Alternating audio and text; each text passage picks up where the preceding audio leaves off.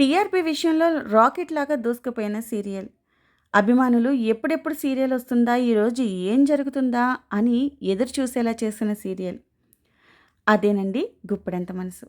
ఈ సీరియల్‌కి రిషి, వసు, మహేంద్ర, జగతి మూల స్తంభాలుగా నిలిచారని చెప్పొచ్చు.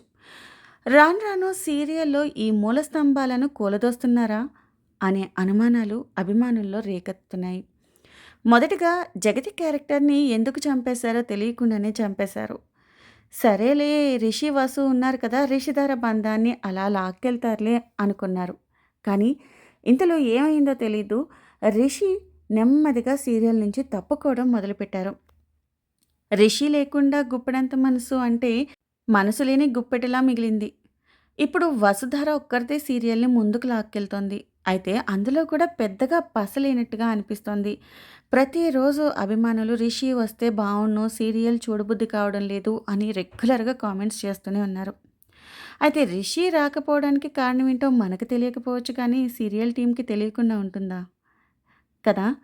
అయితే 'రిషి' ప్రెజెంట్ అదేనండి 'ముఖేష్ గౌడ' గారు ప్రెజెంట్ సినిమాలో యాక్ట్ చేస్తున్న విషయం తెలిసిందే.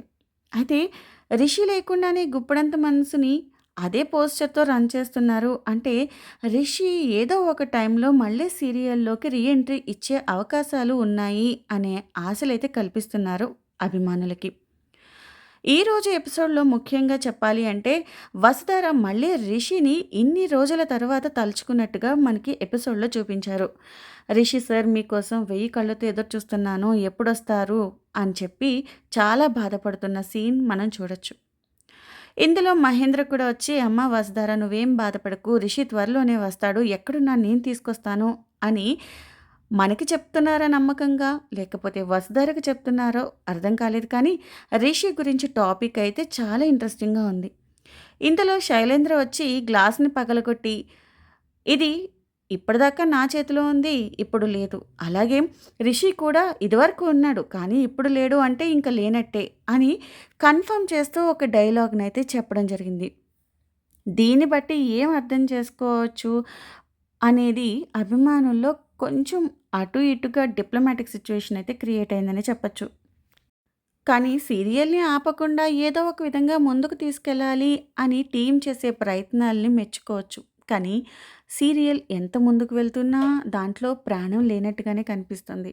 ప్రస్తుతం మను మీద సీరియల్‌ని నడిపిస్తున్నారు. మనుకి, ఏంజెల్‌కి సేమ్ రిషి వసుధారల విషయంలో ఎలాంటి ట్రాక్స్ అయితే స్టార్ట్ చేయాలని ప్రయత్నించారో, ఏదైతే సక్సెస్ అయ్యారో, ఇప్పుడు అదే ట్రాక్‌ని మళ్ళీ ఏంజెల్‌కి, మనుకి ట్రై చేస్తున్నారు. బట్ అది అంతగా వర్కౌట్ అయ్యేటట్టు కూడా కనిపించడం లేదు.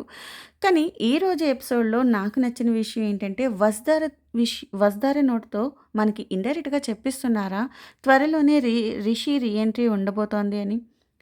మళ్ళీ అదే విధంగా శైలేంద్ర నోటితోనే ఇమ్మీడియేట్‌గా మనసు పగిలింది రిషికి అని చెప్తున్నారా? నాకు ఇక్కడ కొంచెం అయితే డౌట్‌గా ఉంది.